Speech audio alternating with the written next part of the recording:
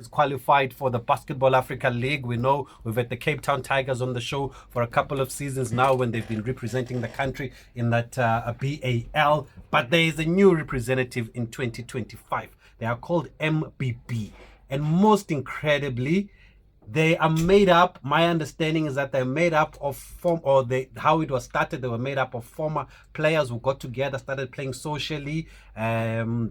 Basketball just around and all of that, and then eventually they decided to take this thing seriously, and then they started entering the provincial leagues and the national league, and they won everything there. Now they've qualified for the BAL, and I think that it is a remarkable story. So we want to find out more about MBB and a former national team players here, Cyril Shabalala. But not only that, we also want to talk about maybe the growth of basketball, because I think basketball is the fastest growing sport in the country now. Shal might disagree and say it's UFC because of Dricus Duplessis, but I think basketball is growing now. Maybe some of you parents out there, you can let us know if you agree with us, because I've seen now some schools have now started to introduce basketball. We've seen even kids, when they choose school now, they want to know, one of the first things they want to know is, do they play basketball at your school? Hey? Like, they're going to be paying those school fees, but do they play basketball at the school? And then and that's how they make their decisions now. So I don't know if that's true or if my observation is correct or not, but you can also let us know. But Cyril Shabalala is here with us on Radio 2000 tonight. Good evening, Cyril, and thank you for joining us here in studio. Thank you so much, Tabiso, and thank you to the listeners. Am I correct to say basketball is a fast-growing sport here in the country? Or has it always been like that? I think it's definitely been one of those sports that there's a big interest around it, and I think, as a country, I don't think we've really done the interest justice in terms of ensuring that we give that interest a platform to grow and be something that's really, really big. I still believe that basketball, I don't really think that it really will take a long time for it to just kind of blossom. I just think that we just need maybe one or two kind of maybe sponsors here and there that kind of can believe in something that can grow very, very quickly, that can manifest itself within the within the community that already exists, and it can be something that really, really becomes something that a lot of kids can kind of look up to. I mean, when we were growing up, we looked up to it. I think we can get to that level, and I don't think it's going to take us that long. It just requires a few resources here and there. So how have things changed from when you were playing and when we were growing up to now? Are things better, or are we still in the same place? I definitely, I think most of it has probably taken a couple of steps back, and the reason for that is, when I was playing basketball, there was a lot of activity around basketball. There were courts also. There were courts also in the townships, eh? Yeah, there was a lot of activity going on. There was a professional league that was really, really great, really big at that time. It was kind of during the times when the NSL, PSL was also trying to kind of find its feet, and basketball at the time had really kind of dug its feet into to being a very, very kind of prominent league, a prominent sport at the time. And then as time went on, people kind of wanted to, I don't know, maybe use the term to own the sport, if I can put it that way, and then those power dynamics kind of caused the sport to kind of shift, and then everybody kind of wanted to be the custodian of it. Everybody wanted to be in the forefront of the sport. A lot of people wanted to be, I'm the one who did this. We should do it like this or like that. Whereas, it doesn't benefit. At the end of the day, it doesn't benefit the sport. It doesn't benefit the kids that want to play the sport. It doesn't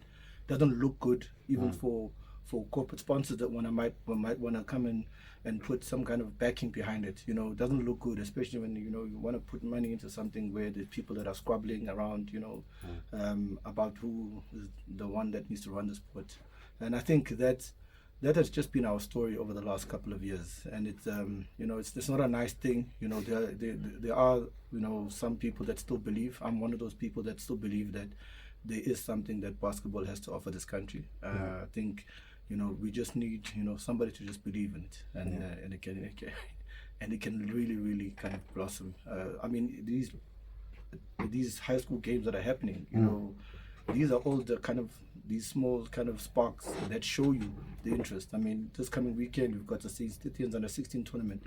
If you go there, you will see they're playing basketball at St. Stephen's. Yeah. If you go there and you watch and you see in terms of how the interest of the sport, then you'll see in terms of, you know, where, you know, so many of these kids want to play. Next weekend is the St. John's tournament, also a very good, a very big event. So there's so many. There's St. David's tournaments that these schools traditionally have basketball, or is it a new thing that they've introduced? Some of them that you have mentioned, the Saints and all the schools. I know that St. John's has had basketball for years.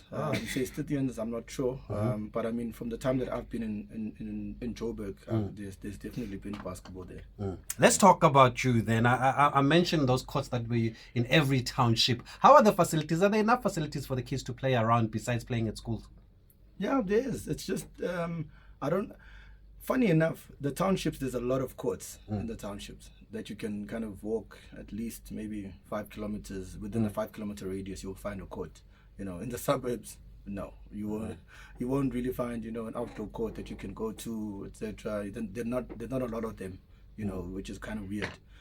There are some indoor facilities, but, you know, also gatekeeping is always an issue. You know, you can't just access it. It's not something that's readily available. It's not something that I can wake up in the morning and go in and put up some shots. You know, I gotta ask somebody must give me permission, somebody must pay. You know, these are all the things that kind of just always just kind of become a hindrance to assist the sport to grow. How long did you play for? I started playing when I was 13, so I'm still playing now. So you can do the math. I'm 42 now. So And for those who are not aware, how far did you go? What's the pathway like in basketball? I've mentioned you as a former national team player. Obviously, you reached that level, but how has the journey been for you? I grew up in Durban, and basketball in Durban, in KZN as a whole, was very, very big. You know, it kind of took a dip, and now I think it's picking up again. But at the time, you know, the national team at that time, when I was 13, 14, was made up of majority KZN players. So I grew up around those guys. Grew up the likes of Craig Gilchrist, who's been my coach for a long period of time. Guys that I look up to at the time, Emmanuel Matondo, who's been in the national team for a long period of time as well. So I was lucky enough to grow up, you know, under these guys and learn a lot from them, and it really helped me in terms of my abilities as a basketball player. So when I went to trials, even though I didn't know how good I was, but because I'd been playing with these guys, you know, it kind of made things a whole lot more easier for me. So yeah, making the provincial teams, you know, when I was at school, and then from there making the national teams when I was at school as well, making the SA students team, you know, as well when I got to varsity. So all of these are journeys that I've gone through over the years to get to where I am. And then obviously the coaching aspect of it. Most of it I just kind of get it from, you know, the guys that coached me, that have taught me a lot, and you know, some of it it's their teachings, and then some of it is my own personality, my learnings and things that I've seen over the years. Okay, we've got a call on the line. We're speaking to Cyril Shabalala. He's here because we want to talk about this team, MBB, that he founded, that he started, that has qualified for this year's season's editions of the BAL. We're just getting some more background, and we'll get background also about MBB. But we've got a caller. Max has called us. Good evening, Max Ramasike. No, great to you, Max. Mm.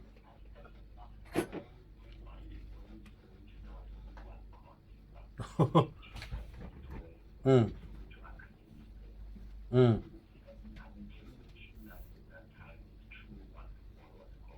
Mm. Oh.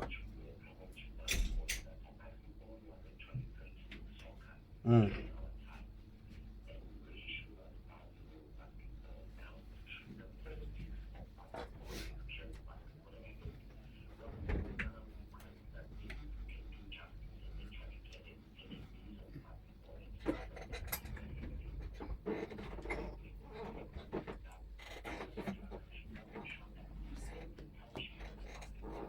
Mm.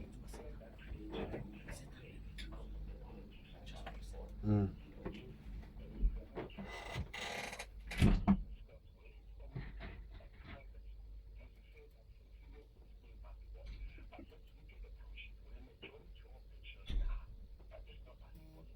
Mm.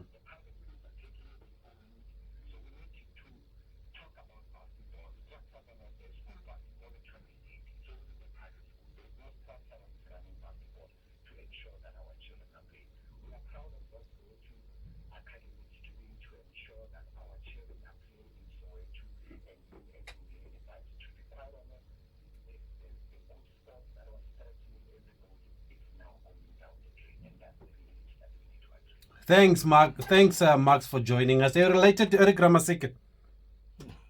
Yeah, really? Tambai. You must tell your brother we are looking for him. He promised us an interview. No, thanks, Max. Do you know about MBB? Okay, that's why we are doing this interview. Yeah. Thanks, Max from Soweto. You also played you played for Soweto, Nesero. Soweto Panthers.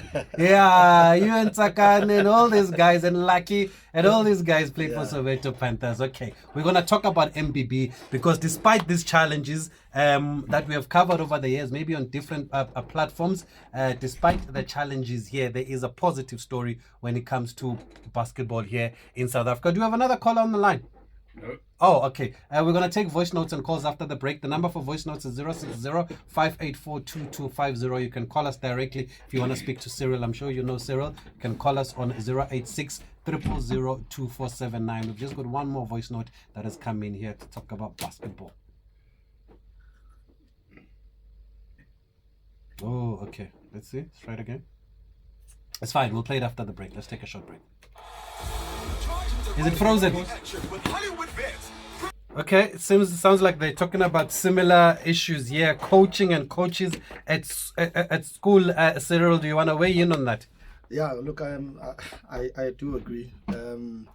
I do know that there are, former players that are currently living in the township in Soweto. On my side, in terms of those that I know, I do know that there are guys also in the Pretoria area, Soshanguve as well, that I know that have played the game, that are there. I know that there is some coaching that's happening, but obviously we know that the township is a big community. You need as many coaches as you possibly can, and I think this is basically kind of a cry that's coming from the township to say, hey, look, we've got the courts, we've got the kids. When you get an opportunity, please come through and just show the kids, a few things here and there. And this also could be an opportunity for MBB to kind of look at, doing some clinics as well in the townships as well. I mean, these initiatives, they can only grow the sport. These initiatives can only kind of bring the kids, or take the kids out of the streets and ensure that they focus on something that's a little bit more positive. And the schools can start hiring former players. We've seen in football that they hire a lot of former players. I mean, Ricardo Katza is head of sport at one of the schools here. He was also at Great Bloom, where he did incredible work with the football team. So with basketball, I think the same can be done, especially because there is basketball in the schools. But also we must also pay them, must remunerate them, guys. We can't be coaches coaching for free.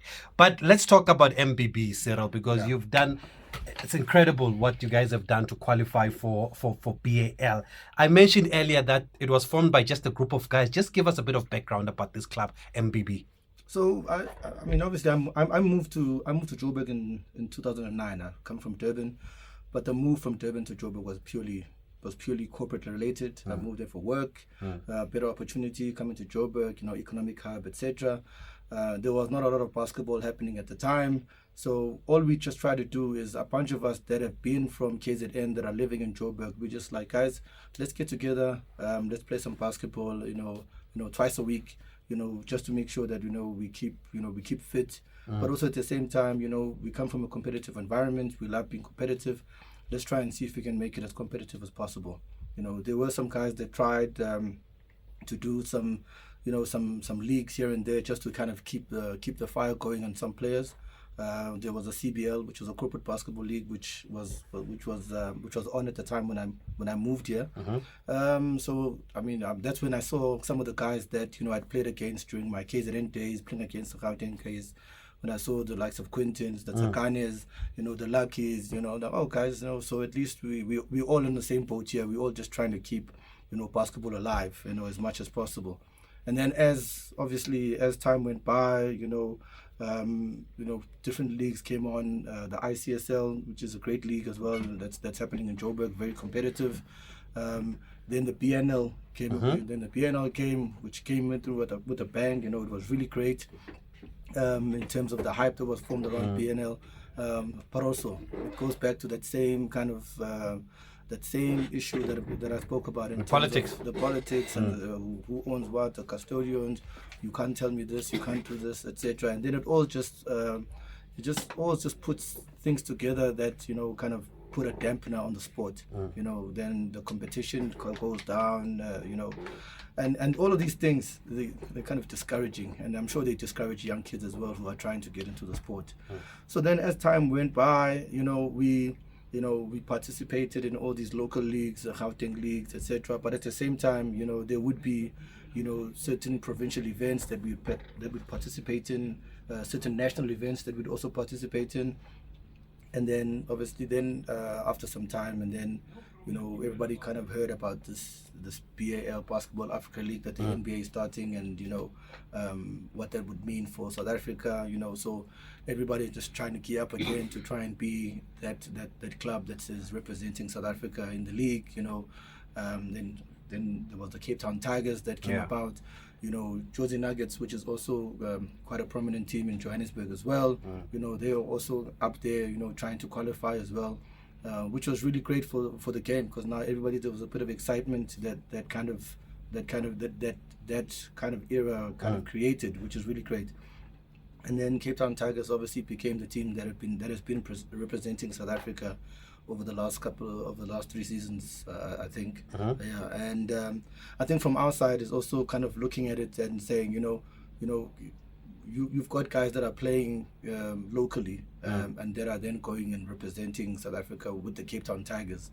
And I think from an MBB perspective, I just got pushed into, hey Cyril, listen man, just do this thing a little bit more seriously. See what. So initially you were playing for fun and just socially and just to be active.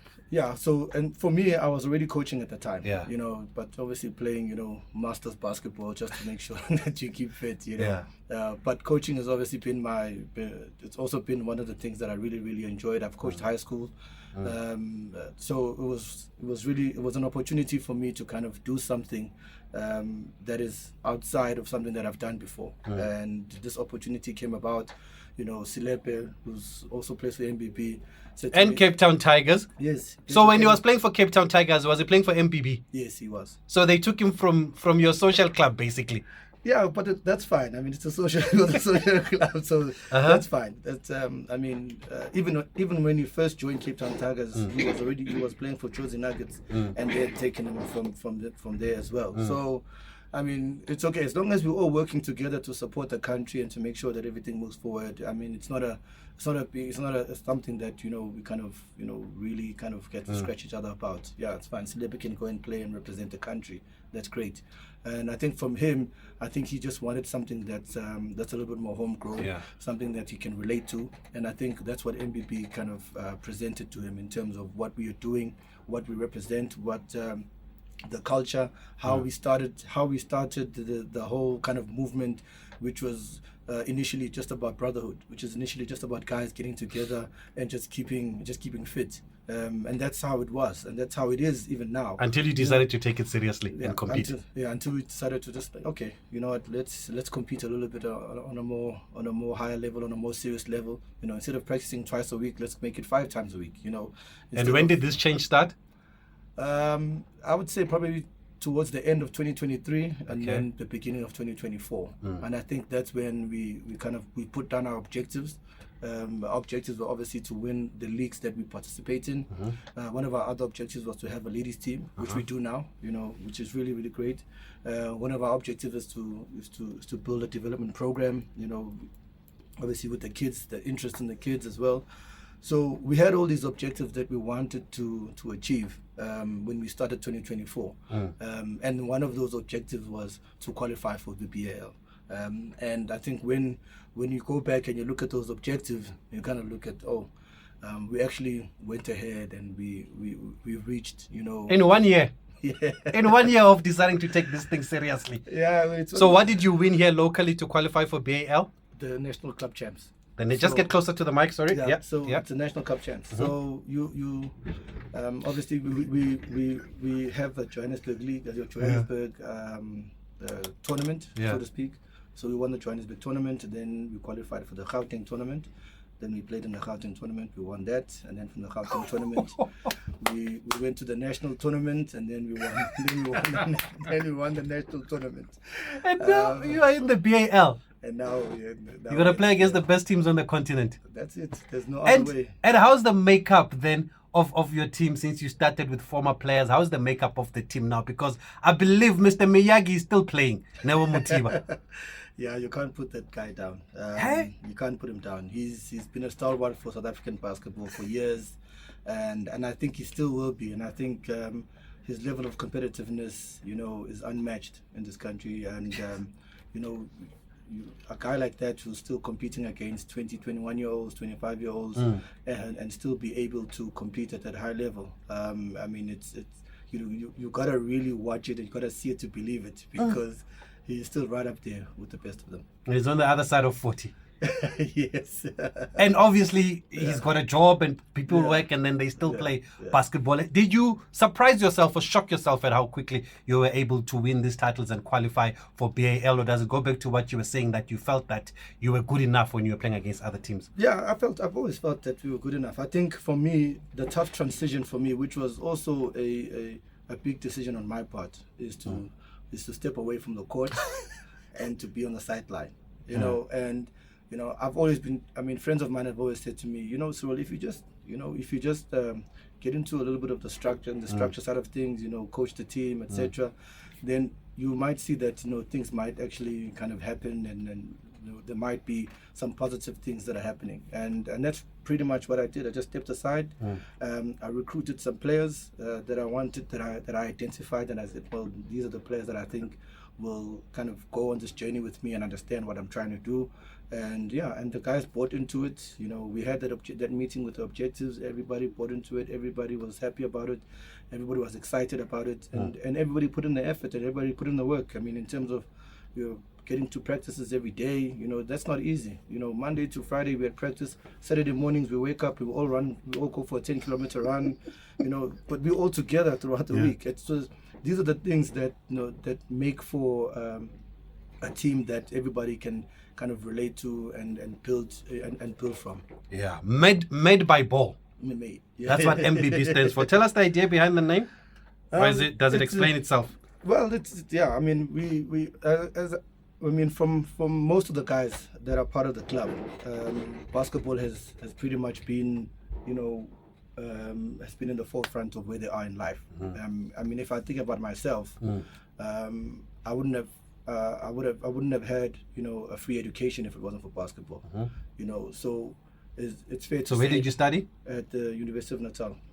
Through basketball scholarship. I see. So I think from my side, it's and I think for most of the guys as well, I wouldn't have had my degree if it wasn't for basketball. I wouldn't have gotten the work that I did if it wasn't for basketball. So everything in me is basketball. And I think it goes for the same for guys like Silepe, who went to VUT and also on a scholarship and also got the qualifications. Neo Motiba, same thing, went to VAL, etc. So some of the guys that have gone overseas as well, that have gone to study overseas on basketball scholarships as well.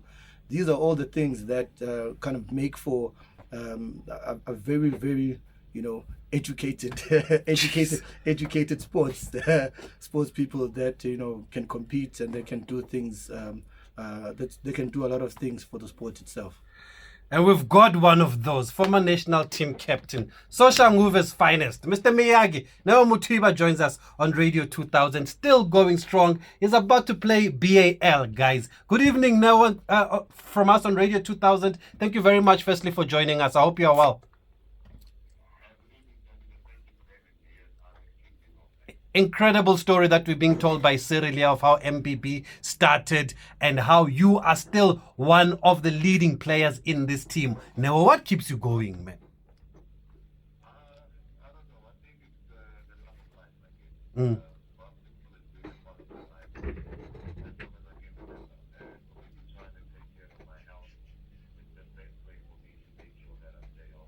Mm.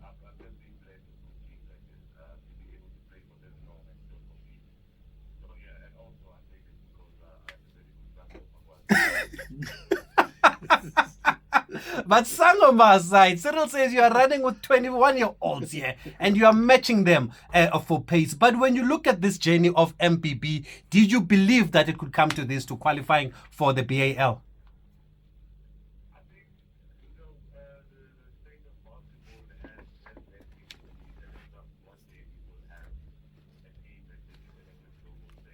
Mm.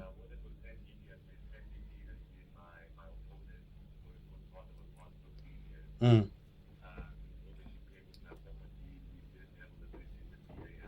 Mm.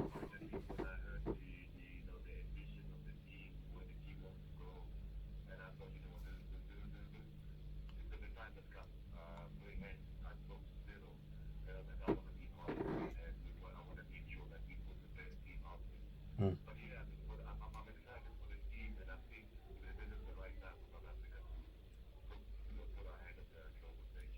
Incredible. And are you still involved? I remember the last time we spoke, you were coaching at one of the schools. I think you were sports director at one of the schools. Are you still doing that work?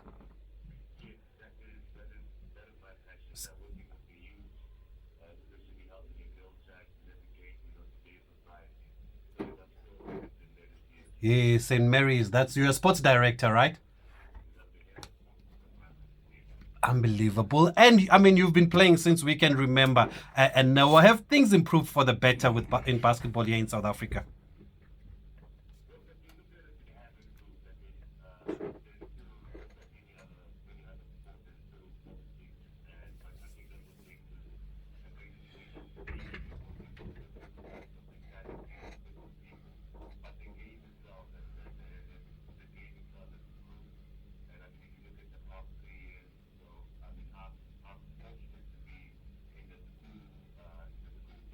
Mm. Mm.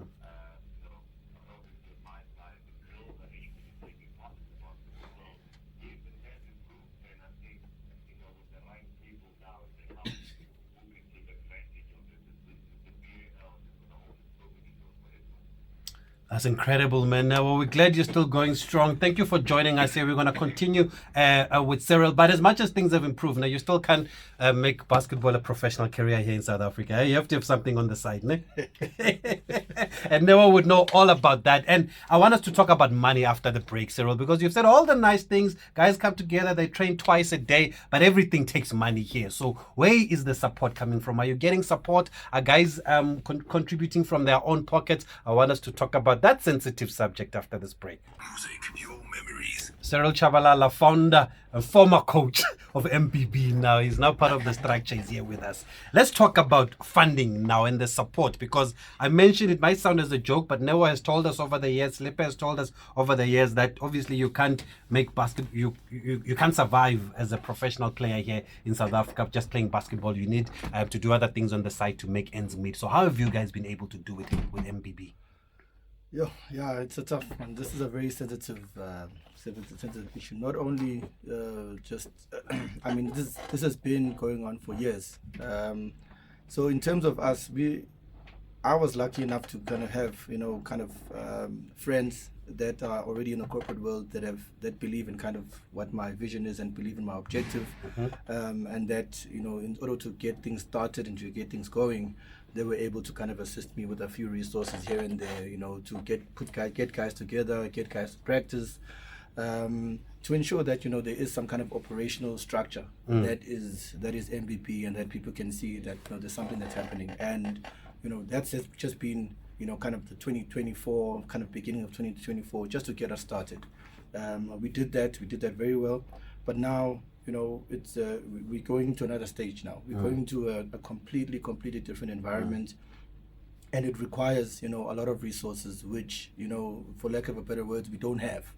We don't have those resources. We don't have, the ability to do the things that I think would put us in a position to, to compete, really, really, really well. And which I think we have the talent, we have, the capabilities to do that. But it's very difficult, when you're trying to get guys together to just practice, or guys to go away and go on a camp, etc., and just kind of be together, and work on certain things. It's very, very difficult. And this is not only an MBB story. Yeah. I'm pretty sure it's a lot of other clubs are going through the same kind of same kind of issues. We went through these things when we were with the national team as well. It doesn't help us when you've got a tournament in the next 2 weeks, and then kind of trying to get guys together to scramble and get together, and then we have a 4-day camp, and then you go and compete against guys that have really, really been putting in the work for the last 4 to 5 months. You really are setting yourselves up for failure.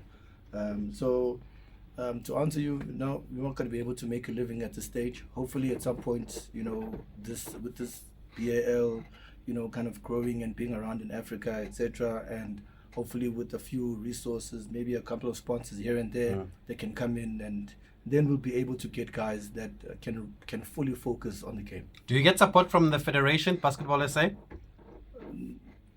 We get emails. Oh yeah, because I was about to say I also got the press release from them to congratulate you on MBB. So, geez, that's such a pity then, because these guys are now going to go and play around the continent against the best team in the world. I mean, on the continent, and some of these teams bring players from outside the continent, right? Yeah. We saw Dwayne Wade's son was here. We actually had him in studio. He was playing for the Cape Town Tigers. So this is the highest level that you can reach on the continent, and I think they will need all the support that they can get. Have you knocked on doors, or how do people get hold of you? What kind of support do you need? Yeah, well, we've knocked on a lot of doors. Some of them we're just waiting for answers. Others respond, and we have kind of positive conversations. Some of them lead somewhere. Some of them lead nowhere. But yeah, I mean, the only thing you can do is, put ourselves out there and say, this is who we are, and this is what we're about, and this is what we're trying to do. Please help us, please support us. At this stage, I can't even kind of say, thanks to so. Yeah, you can't even name one sponsor. I can't even say thanks to so and so for helping us to, kind of reach this level, etc. We can't even do that, because pretty much everything that we've been doing, really comes from us. Self-funded. Self-funded. The players also will make sure that they chip in as well to get themselves to practice here and there. But yeah, it's tough. We're moving along. We're trotting along. We'll make something out of it. In the absence of any kind of sponsorship, we'll make something out of it. It's just it would be great if we could get some relief, to kind of be able to do things and get a bit of runway, so that we know in terms of what it is that we can do and what we're trying to do. And are you a proudly South African team? Or do you think if you have more support, you'll be able to attract players from outside the country? So I personally think that we have South African players that can compete, purely South African players, but obviously we've got players that are playing abroad. So if we could bring those players from abroad and come here and they play with us, then that would be great. But also those things require resources. Yeah. So now we have to rely either on players that are from outside the country that are living in South Africa to supplement. But also we are looking also at at seeing in terms of what kind of funds that we can raise amongst ourselves, and see if we can get and see if we can get some players that are from outside South Africa as well that can assist us. But you don't have to do that. You are basically representing the country when you are playing in the BAL. Surely the country should get behind you. What we can do is give you a platform, and we know there are very influential people that listen to us, and maybe people that can assist, and we hope they are listening, and we hope they can reach out to MBB guys, because these guys are going to be playing around the continent now. They're going to represent the country, not just them and the corporate companies that they work for. So I think they need all the support that they can get. You are on social media platforms? Yeah, so we're on Instagram as MBB_basketball. We're also on Facebook as MBB Basketball. You can get a hold of us on our email address, info@mbbbasketball.co.za. So we if there is any kind of contact that anybody can they can contact us, please they can contact us on any of those platforms. Yeah, and if anybody does get in touch with us, we'll put them in touch with Cyril. Zikona Chona, where does she work now? A News. Zikona Chona, A News, or Zikona Chona, ANN7. Anyway, she says she covered the women's team. How's that women's team doing? How's the growth of the women's team? I know Coach Kimati is also part of it, Kimati Toboti. Yes, Kimati, former national team coach for the ladies. He's looking after our ladies team. Ladies team are doing really, really well. One of our objectives for this year is obviously to see our ladies team compete, outside of South Africa, like we are going to be doing as the men. And I think Kimati is definitely the person that I think can take the ladies to that level. Currently, we're just kind of building the squad in terms of trying to make it stronger. Last year we participated in the BNL. We didn't make it past the group stages. A couple of technical issues that prevented us from advancing. But definitely we've got a great group of ladies, really, really great, that can compete. We're currently now playing in a local league, the Johannesburg League. Okay. I think the ladies are definitely, a bunch to watch out for this year. Okay, so we'll have to leave it here, but well done on what you guys have done. If you ever need a platform, we are here. We'll make sure we get the word out there, and hopefully people can know more about MBB and you can get the support that you deserve and you've earned. We're going to speak to Mama Joy after this break, so hopefully we can get you a super fan also to join MBB. Maybe she can come with some funding also and travel with I should have put a vest. I've got my t-shirt, by the way. I'll share it on social media. But thank you, Cyril Shabalala, for joining us to talk basketball. Thanks everyone.